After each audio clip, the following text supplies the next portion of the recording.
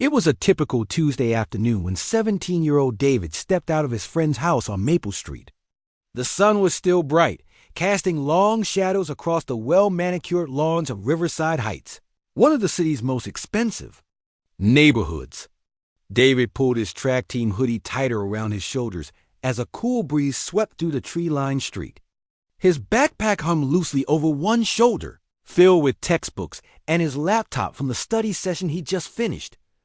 David had been coming to this neighborhood for months now, ever since he'd become friends with Alex from his advanced physics class.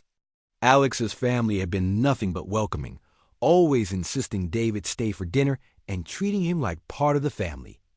Today had been no different. They'd worked on a challenging calculus problem set together, and Alex's. Mom had sent him home with leftover cookies wrapped in foil dot as David walked down the sidewalk. He checked his phone for the bus schedule. The number 47 bus would arrive at the corner of Oak and 3rd Street in about 15 minutes. It was a 20-minute walk from here, so he'd need to pick up his pace a bit. He slipped his earbuds in and started listening to a podcast about space exploration, one of his favorite subjects. David dreamed of becoming an aerospace engineer someday, just like his mother had always encouraged him to reach for the stars. 3 blocks away, Patrol Car Unit 204 was slowly cruising through the same neighborhood. Officers Tom Bradley and Luis Martinez were on their usual afternoon patrol, the kind of routine drive-through that had become second nature after years on the force. Bradley, a 15-year veteran with graying temples, sat in the driver's seat while Martinez, newer to the force at just 3 years, rode passenger side. "Quiet day," Martinez commented, glancing at the peaceful suburban streets. Children rode bicycles on sidewalks while parents tended to their gardens. It was the kind of neighborhood where the biggest crime was usually a stolen newspaper or teenagers being too loud at night. Bradley's eyes suddenly focused on something ahead. "Hold up," he said, slowing the patrol car. "You see that kid up there?" Martinez followed his partner's gaze to where David was walking, completely absorbed in his podcast. "Yeah. What about him? What's he doing in this neighborhood?" Bradley asked, his voice carrying a tone that Martinez had heard before but never quite felt comfortable with. "Kid like that, walking around here with a backpack, doesn't belong." Martinez felt a familiar knot form in his stomach. He'd been partnered with Bradley for 8 months now, and these moments always made him uncomfortable. But Bradley was his senior officer, and Martinez was still proving himself on the force. "Maybe he lives here," Martinez suggested quietly. Bradley shook his head. "Trust me, I've been patrolling this beat for 5 years. I know who belongs and who doesn't. That kid's up to something." David continued walking, completely unaware that he was being watched. He paused at a crosswalk, waiting for a car to pass before stepping into the street. His mother had always taught him to be extra careful when walking alone, especially in neighborhoods where he might stand out. But today, lost in his podcast about Mars exploration, he felt relaxed and safe. Meanwhile, in Washington, D.C., Director Helen Carter sat in Conference Room A of the J. Edgar Hoover Building, surrounded by charts, files, and serious-faced federal agents. As the director of the Federal Bureau of Investigation, she was leading a crucial briefing about a multi-state investigation into organized crime. Her phone sat silently on the polished conference table, set to silent mode as always during important meetings. Helen had worked her entire career to reach this position, breaking through barriers and proving herself at every level. She'd started as a field agent fresh out of law school, spending years investigating everything from white-collar crime to domestic terrorism. Now, at 45, she was responsible for overseeing thousands of agents and protecting national security. But despite all her professional achievements, her greatest pride was her son David, a bright teenager who shared her sense of justice and her love of learning. "The trafficking network extends across at least 6 states," Agent Rodriguez was explaining, pointing to locations marked on a large map. "We've identified key players in Miami, Atlanta, and Chicago, but we need to coordinate with local law enforcement to avoid compromising the investigation." Helen nodded, taking notes in her precise handwriting. This case had consumed months of planning, and they were finally close to making an arrest that would dismantle a major criminal organization. She had no idea that just a few hundred miles away, her son was about to experience the very kind of injustice she dedicated her career to fighting. Back in Riverside Heights, David approached the bus stop area, checking his phone again. He was making good time and would probably arrive a few minutes early. He decided to text his mom, knowing she always worried when he was out, even though he was responsible and always kept her informed of his whereabouts. Just finished studying with Alex. Heading home now. Bus should get me there by 4:30. Love you, Mom, he typed, then slipped the phone back into his pocket. Officer Bradley had been following David at a distance, his patrol car creeping along the residential streets. Pull over here, he told Martinez, pointing to a spot where they could park and still keep David in sight. I want to see what he's really doing. Martinez reluctantly complied, though everything about the situation felt wrong to him. The teenager wasn't doing anything suspicious. He was just walking, checking his phone, and minding his own business. But Martinez had learned that questioning Bradley too directly could make his life difficult, and he was still trying to establish himself. In the department, David reached the corner where he'd catch his bus and sat down on the bench to wait. He pulled out a book from his backpack, a biography of Katherine Johnson, the brilliant mathematician who'd helped NASA put astronauts in space. His mother had given it to him for his birthday, inscribed with a message about following in the trail, footsteps of heroes who'd overcome obstacles through intelligence and determination. There, Bradley said, pointing. See how he's looking around? He's casing the area. Martinez looked at David, who was simply glancing up occasionally from his book to check if the bus was coming. Sir, he's just reading while he waits for the bus. That's what they want you to think, Bradley replied, his voice growing more certain. I'm telling you, something's not right about this whole situation. Kid doesn't belong in this neighborhood. Walking around with that backpack, checking his phone constantly. We need to go talk to him. Martinez felt his heart rate increase. He joined the police force because he wanted to serve his community and help people, not to harass innocent teenagers. But he also knew that refusing to back up his partner could end his career before it really started. David turned the page in his book, completely absorbed in reading about how Katherine Johnson had calculated trajectories for space missions when computers were still unreliable. He admired people who used their intelligence to solve complex problems and make the world better. Someday he hoped to contribute something meaningful to science and technology. Just like his heroes, the bus was still several minutes away when David noticed a police car parked across the street. He didn't think much of it at first. Police? Cars were common sights everywhere. But something made him glance up again, and he realized the officers inside seemed to be watching him. A small flutter of nervousness ran through his stomach, the same feeling he'd learned to recognize whenever he found himself being the only person who looked like him in certain spaces. He tried to focus on his book, but the feeling of being watched made concentration difficult. David had never been in trouble with the law, had never even gotten a detention at school. He was an honor student, a track team member, and a volunteer at the local food bank. But he heard enough stories and received enough warnings from his mother to know that sometimes none of that mattered. Officer Bradley made his decision.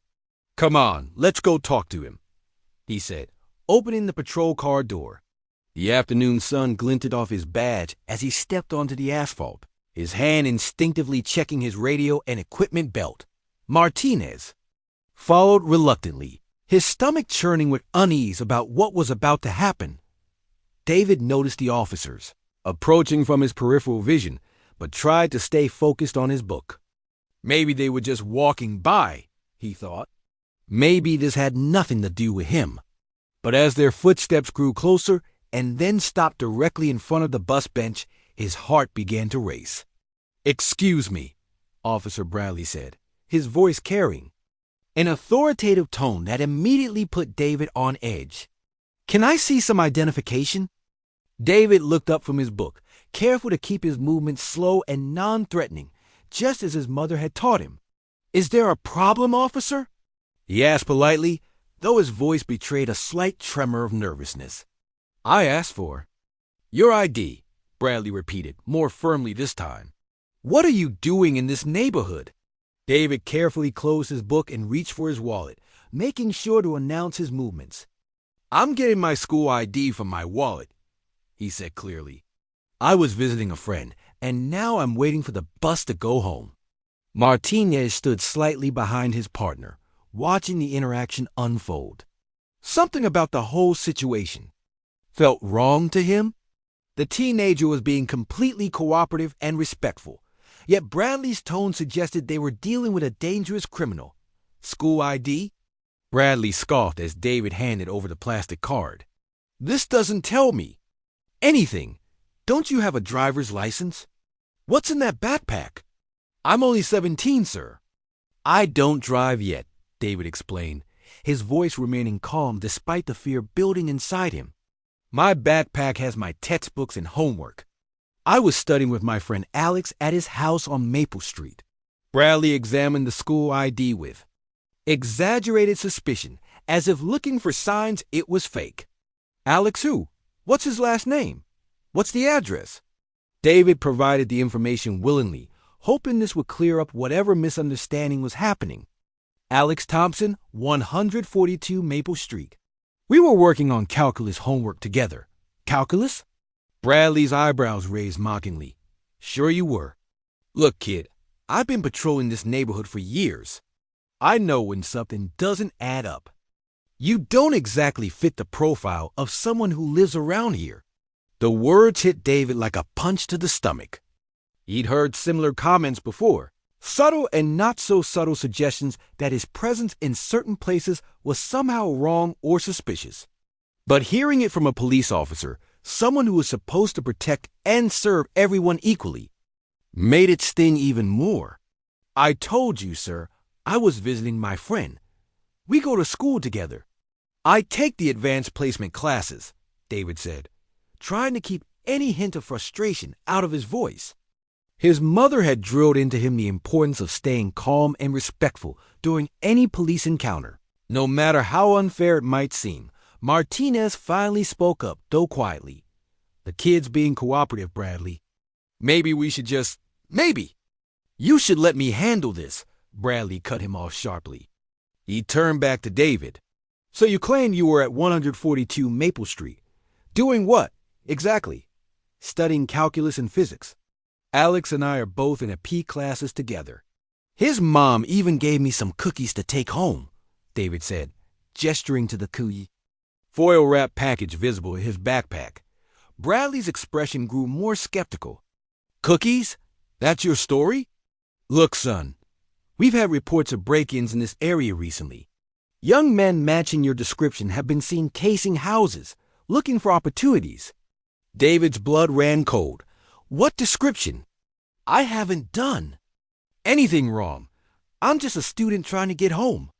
"The description of someone who doesn't belong in this neighborhood, walking around with a backpack, checking out houses," Bradley said, his voice growing more aggressive. "Now I'm going to need you to empty that backpack so we can see what you're really carrying." Martinez shifted uncomfortably. He knew there had been no recent break-in reports matching any description. The neighborhood had been remarkably quiet for months. But contradicting his senior partner in front of a civilian would have serious consequences for his career. David felt humiliated as he began removing items from his backpack under the officer's watchful eyes. His calculus textbook, a physics workbook, his laptop, a water bottle, the cookies from Alex's mom, and several pencils and pens scattered across the bus bench. "See?" David said, his voice barely containing his frustration. "Just school stuff. I'm an honor student. I volunteer at the food bank on weekends. I'm on the track team. I'm not a criminal." Bradley picked up the laptop, examining it closely. "Nice computer. Pretty expensive for a kid from your background. Where'd you get this?"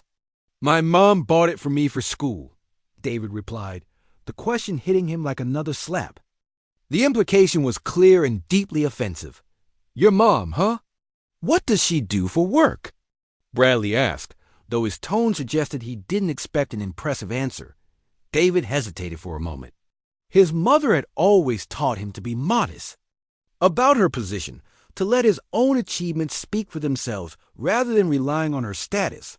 "She works for the government," he said simply. "Government job," Bradley repeated mockingly. "Let me guess, she cleans offices at the courthouse?" The racist assumption made David's jaw clench, but he forced himself to remain calm. "She's in law enforcement," he said, not wanting to elaborate further. Martinez noticed how the conversation was deteriorating and felt increasingly uncomfortable. The teenager had done nothing wrong, had been nothing but respectful and cooperative, yet Bradley seemed determined to find fault with everything about him. "Law enforcement?" Bradley laughed harshly. "What? She's a security guard somewhere? Look, kid, I don't know what game you're playing, but I don't like being lied to." David felt his face burning with anger and humiliation, but he knew that showing any emotion could make things much worse. "I'm not lying, sir. Can I please just catch my bus and go home? I haven't done anything wrong." "That's exactly what someone who's done something wrong would say," Bradley replied. "The fact that you're so eager to leave makes me even more suspicious. I think we need to take a closer look at this situation." Bradley pulled out his radio. "Unit 204 requesting backup for a suspicious person investigation at Oak and 3rd Street. Subject is being uncooperative and evasive." David's eyes widened in shock. "Uncooperative? I've answered every question you asked. I showed you my ID. I emptied my backpack. I told you exactly where I was and why I'm here. Are you arguing with me now?" Bradley's voice rose dangerously. "Because that's definitely suspicious behavior." Martinez watched in growing horror as the situation spiraled completely out of control. What had started as a routine patrol was turning into something that could ruin lives, and he felt powerless to stop it. In the distance, David could see his bus approaching. The number 47 that would take him safely home was less than 2 blocks away, but it might as well have been on another planet. He was trapped in a nightmare that seemed to be getting worse by the minute, and he had no idea how to make it stop. "Can I please call my mom?" David asked quietly. "Not yet," Bradley replied firmly. "First, we're going to verify your story about being at that house. And if your story doesn't check out, you're going to have much bigger problems than missing your bus." The backup patrol car arrived within minutes, its red and blue lights flashing even though there was no emergency. Officer Janet Collins and her partner officer Mike Reynolds stepped out, immediately assessing the scene. David watched in growing dismay as what had started as a simple bus ride home turned into a spectacle with multiple police officers. "What's the situation?" Officer Collins asked Bradley, her eyes scanning David, who was still standing beside the bus bench with his belongings scattered around. "Suspicious individual in the neighborhood," Bradley explained. "Claims he was visiting someone, but his story doesn't add up. I want to verify his alibi before we let him go." David felt a crushing sense of helplessness wash over him. His bus had come and gone while the officers were setting up their impromptu investigation. He watched the number 47 disappear around the corner, taking with it his simple plan to get home safely.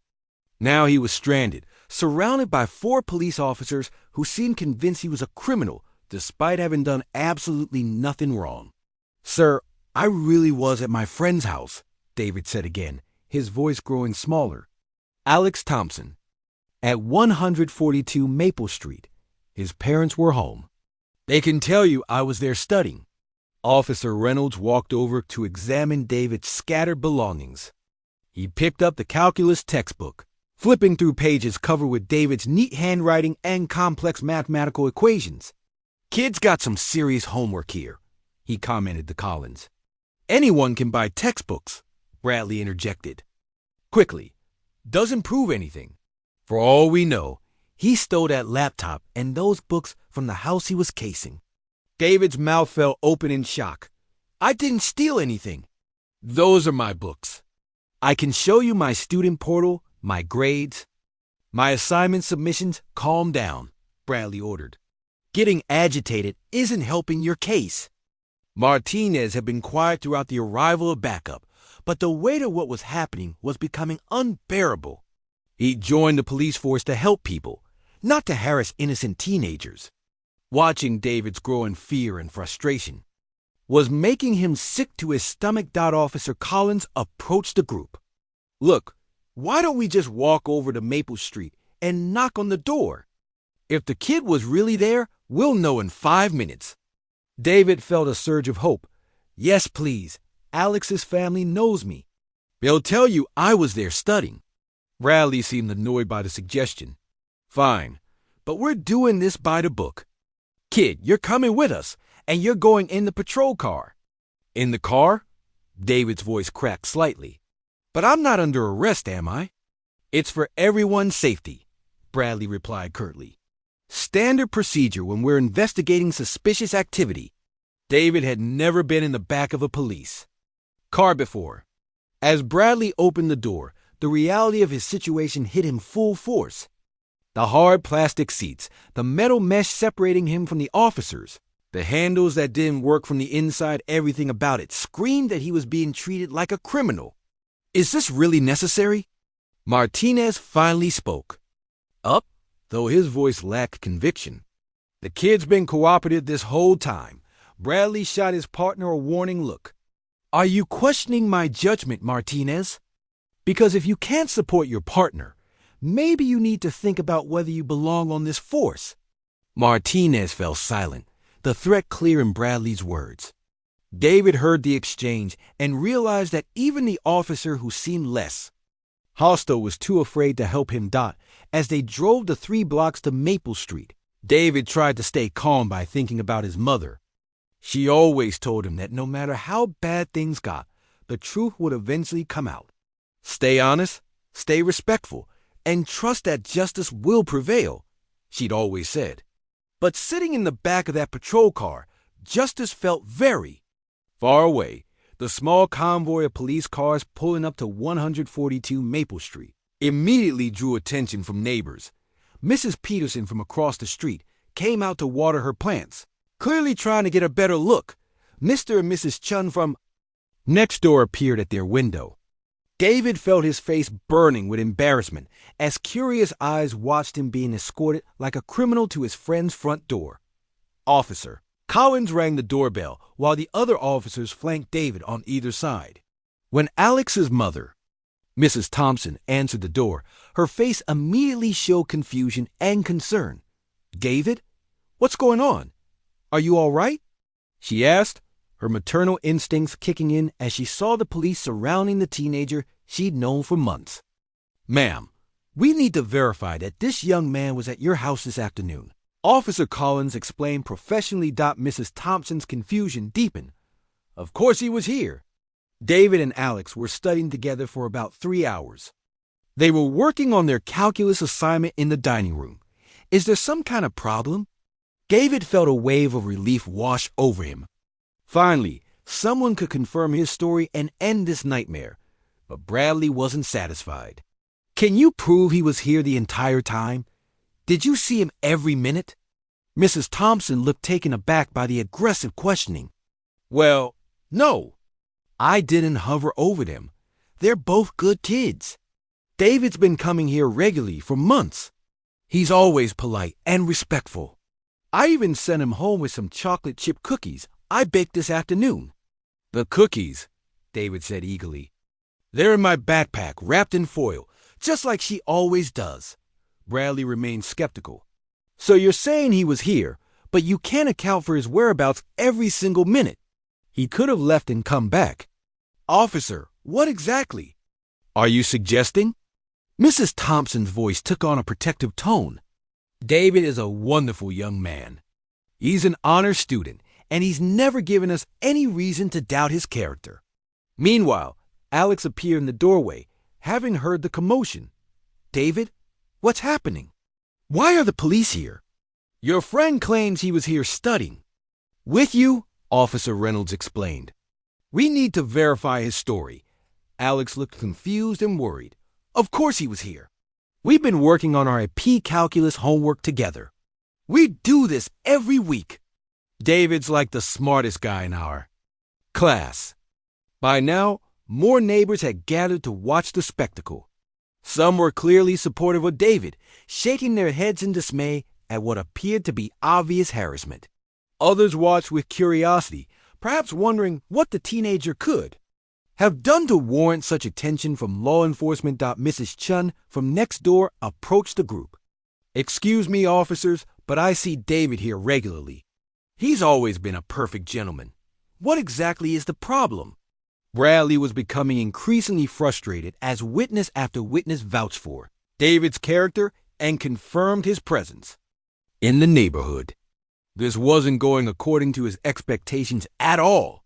Look, Bradley said, his voice rising slightly, we've had reports of suspicious activity in this area. Young men fitting his description have been seen casing houses. We have a responsibility to investigate. Mrs. Thompson stepped forward, her protective instincts in full gear. Officer, I don't know what reports you're referring to, but David has been nothing but trustworthy. He's practically part of our family. This is completely unnecessary. David stood silently through the exchange, feeling humiliated as is personal. Life was dissected in front of a growing crowd of onlookers. Several people had their phones out now, and he could see some were recording the interaction. The thought of this moment being shared online made his stomach turn. Officer Collins seemed to recognize that the situation was getting out of hand. Bradley, maybe we should— We're not done here, Bradley interrupted sharply. I still have concerns about this whole situation. Something doesn't feel right. David realized with growing horror that no amount of evidence was going to satisfy Officer Bradley. Even with multiple witnesses confirming his story, even with his friend Ann, his friend's family vouching for him, the officer seemed determined to find him guilty of something. As the situation continued to spiral out of control, David made a decision that would change everything. He looked at Officer Collins, who seemed to be the most reasonable of the four officers present, and spoke up with as much calm dignity as he could manage. Officer, I'd like to make my phone call now. I think I need to contact my mother. Bradley immediately stepped forward. We're not done with our investigation yet. You can make your call after we finish here. But Mrs. Thompson had heard enough. Officer, this young man has been detained for over an hour now. Multiple witnesses have confirmed his story. If he wants to call his parent, that's his right. Ma'am, please step back and let us handle this, Bradley replied tersely. This is police business. Mrs. Thompson wasn't backing down. This is my front yard, and David is practically family to us. I'm not going anywhere until this is resolved properly. The crowd of neighbors was growing larger, and the tension in the air was becoming thicker. Some people were openly expressing their displeasure with how the situation was being handled. Mr. Rodriguez from down the street approached the group. Excuse me, officers, but I've been watching this whole thing, and I have to say this seems completely unnecessary. The boy hasn't done anything wrong that I can see. Bradley turned to address the growing crowd, his frustration evident. Everyone needs to disperse immediately. This is an active investigation, and your interference is not helping. But instead of dispersing, more people seemed to be arriving. Word was spreading through the neighborhood, and residents who had heard about the commotion were coming out to see what was happening. Several people had their phones out, recording the interaction. David noticed an elderly woman across the street holding up her phone, clearly live streaming the event. He wondered if his mother would somehow see this, and the thought both terrified and gave him hope at the same time. Officer Martinez finally found his voice again. Bradley, look, we've got multiple witnesses confirming the kid's story. Maybe we should just— Martinez, I told you to let me handle this, Bradley snapped. Unless you want to explain to the captain why you can't support your partner in the field. The threat hung in the air, and Martinez fell silent again. But his discomfort was obvious to everyone watching. David looked at the crowd of people who had gathered to support him. People who barely knew him, but could see that something wrong was happening.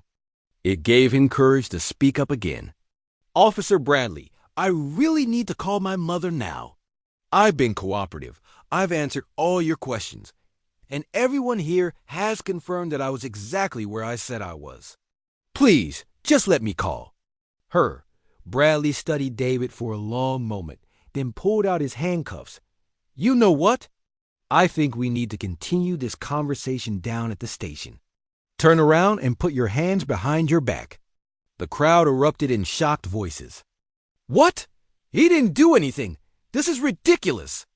Mrs. Thompson stepped forward again. "Officer, you cannot arrest this boy for walking down the street.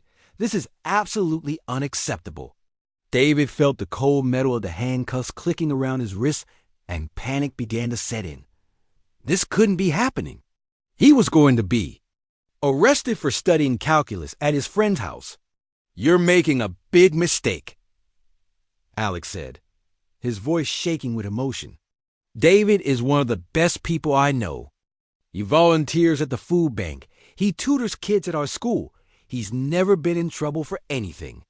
But Bradley seemed determined to see this through.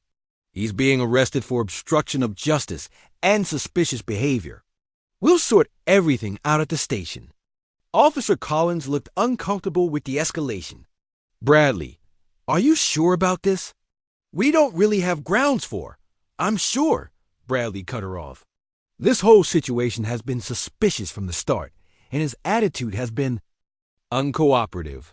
As David was being led toward the patrol car for the second time that day, Mrs. Thompson made a decision that would prove to be crucial.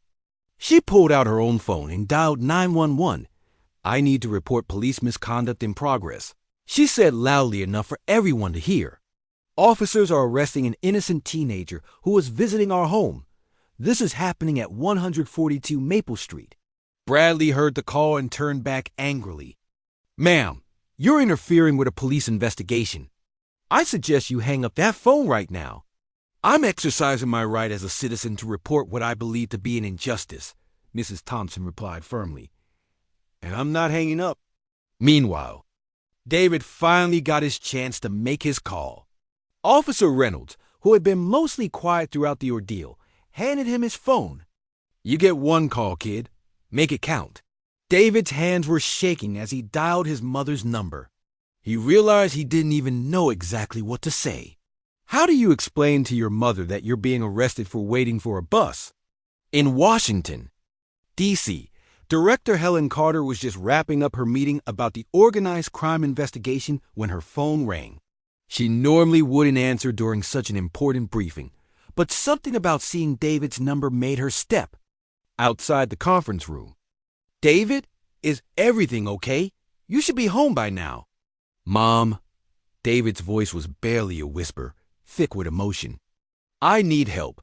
I'm being arrested, and I don't know why." Helen felt her blood turn to ice. "What? Where are you? What happened?" "I was waiting for the bus after studying at Alex's house, and these police officers came up to me. They said I looked suspicious. I told them everything. Alex's family confirmed I was there, but they're arresting me anyway." Helen was already moving, grabbing her jacket and signaling to her security detail. "David, listen to me carefully. Stay calm, be respectful, and don't say anything else until I get there." "What's your exact location?" "Maple Street, near Oak and 3rd. Mom, I'm scared. I didn't do anything wrong." "I know you didn't, sweetheart. I'm coming right now. Just hang on." Helen hung up and immediately called her assistant. "Cancel everything for the rest of the day. I need my car and security detail ready in 2 minutes. And get me the number for the police department in Riverside Heights." Her assistant had never seen Director Carter move so quickly or with such focused intensity. Within minutes, she was in her official FBI vehicle, racing through D.C. traffic. While making phone calls, back at the scene, David was now sitting in the patrol car again, but this time with handcuffs on. The crowd of neighbors had grown even larger, and their voices were getting more insistent. "This is wrong!" someone shouted. Let that boy go. We're all witnesses. Another person called out. We saw everything. Social media was already buzzing with posts about the incident. The hashtag Justice for David was starting to trend locally, with people sharing videos and photos of the arrest. Bradley was becoming increasingly agitated by the crowd's reaction. He got on his radio to call for more backup, claiming the situation was getting out of control. Unit 204 requesting additional units at Maple Street. We have a hostile crowd interfering with an arrest. But unknown to Bradley, his request was being monitored by someone with much more authority than he realized. Director Carter had contacted the police department's chief directly, and word was quickly spreading through the department that something very serious was happening. The chief himself was now en route to the scene, along with internal affairs investigators who had been hastily summoned. Bradley had no idea that his actions were about to be scrutinized by the highest levels of both local and federal law enforcement. David sat in the patrol car, feeling smaller and more helpless than he ever had in his life. But somewhere in the distance, he could hear sirens approaching, and he dared to hope that maybe, just maybe, help was finally coming. The sound of approaching sirens grew louder, but these weren't the usual police patrol cars. David could hear different tones, more urgent, more official. From his position in the back of the patrol car, he watched as a convoy of black SUVs with government plates pulled up to the scene, followed by unmarked police vehicles. Officer Bradley looked confused as federal agents in crisp suits began stepping out of the vehicles. What's the FBI doing here? He muttered to Martinez, who was equally bewildered. The crowd of neighbors, which had grown to nearly 50 people, fell silent as they watched the federal agents approach.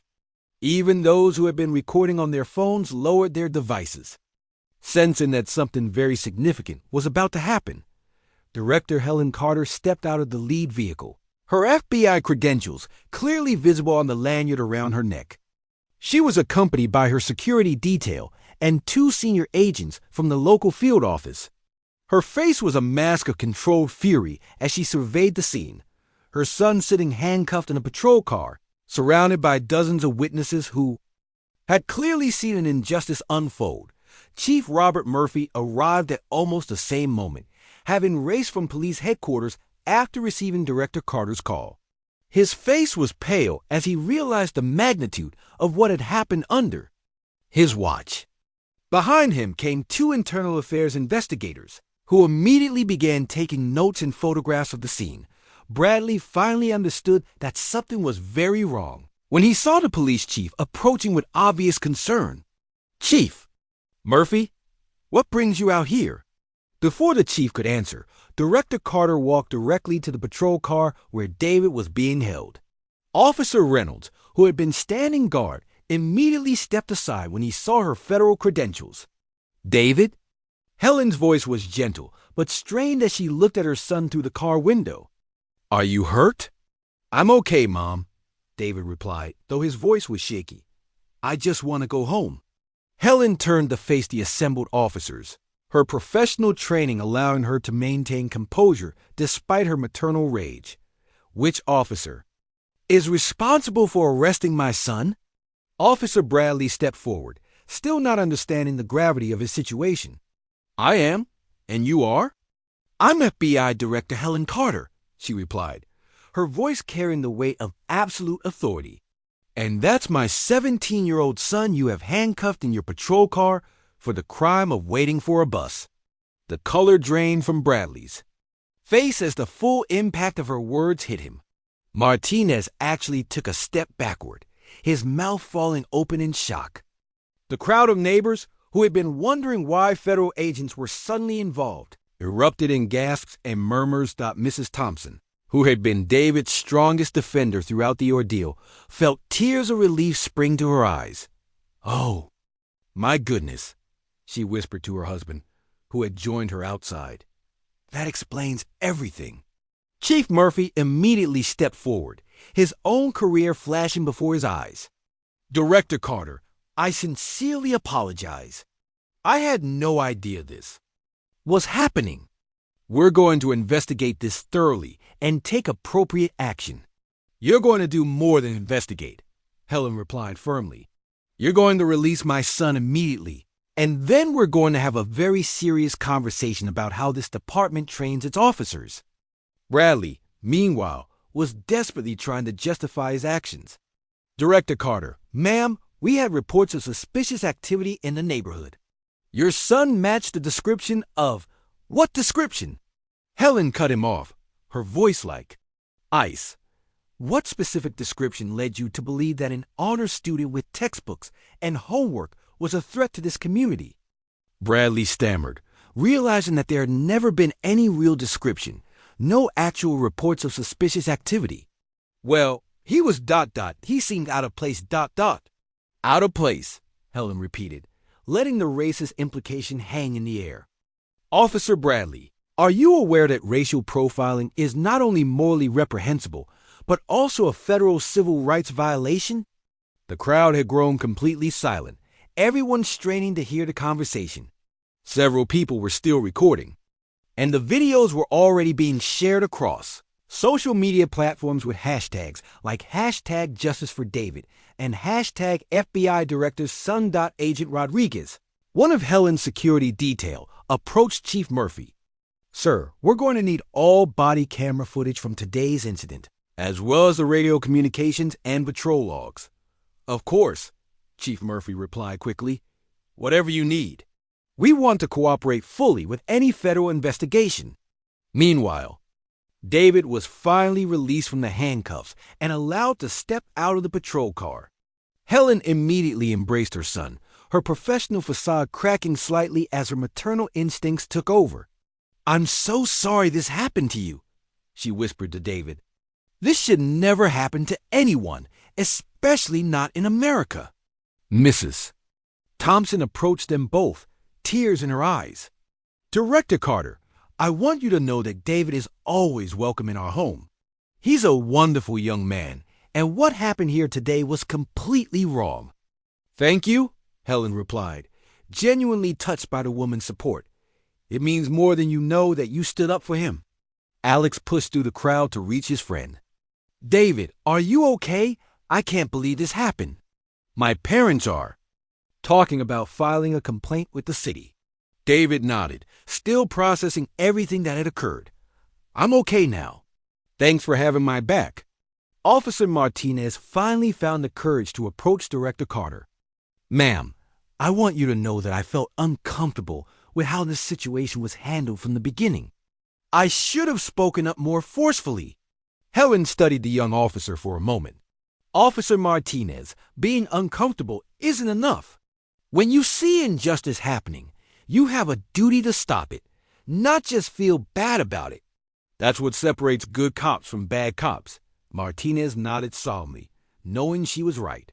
Yes, ma'am, I understand. By now, news vans were beginning to arrive as word of the incident spread. The story of an FBI director's son being wrongfully arrested was too big to contain, and reporters were setting up cameras across the street. Chief Murphy realized that this incident was about to become a national news story, potentially damaging not just individual careers, but the reputation of the entire department. Director Carter, is there anything we can do to make this right? You can start by suspending Officer Bradley pending a full investigation, Helen replied without hesitation. And you can implement mandatory bias training for your entire force. But mostly, you can make sure this never happens to another child in your community. Bradley, who had been standing in stunned silence, finally spoke up. This is going to ruin my career over one mistake. Helen turned to face him directly. Officer Bradley, you didn't make one mistake. You made a series of choices based on prejudice and bias. You saw a black teenager in a nice neighborhood and immediately assumed he was a criminal. You ignored evidence, dismissed witnesses, and refused to listen to reason. Those weren't mistakes. Those were conscious decisions. The federal agents began interviewing witnesses while the internal affairs investigators spoke with the other officers involved. David gave his statement to Agent Rodriguez. describing everything that had happened from the moment he left Alex's house dock as the investigation continued around them. Helen kept her arm around David's shoulders. "How are you really doing? I know this was traumatic." David was quiet for a moment, processing his emotions. "I keep thinking about what would have happened if you weren't my mom. What happens to kids who don't have someone with your position? To help them?" Helen felt her heart break a little at his question. "That's exactly why we need to make sure this leads to real change. Your experience today can help protect other young people from going through the same thing." As the sun began to set over Maple Street, the incident that had started with a simple bus ride home had become a catalyst for conversations about justice, equality, and the responsibility of law enforcement to serve all members of the community fairly and with respect.